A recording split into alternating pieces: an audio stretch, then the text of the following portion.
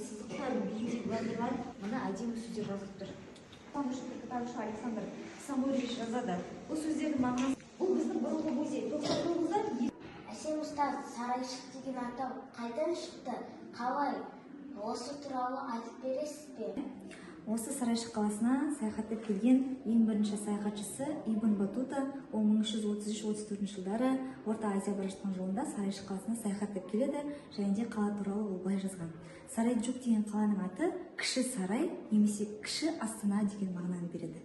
Яғни тарихи нұсқаға сүйенсек, Сарайшық қаласының аты кіші сарай, кіші Астана деген мағынаны береді. Апай, сізге көлік туралы айтып беріңізші.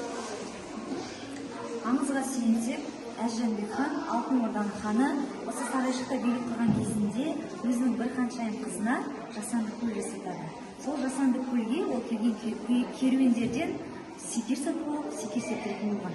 Ал сол тәтті суға аққулар қонатын болған, содан халық сол көлді аққу көлі, секер көлі деп атайтын болған. Кейін өзінің қызына Әз-Жәнібек хан алтыннан алтын қайық жасатады. Хан қызы алтын қайығына мініп, серуендеп, ән айтып, осы жерде серуендеуді ұнатады.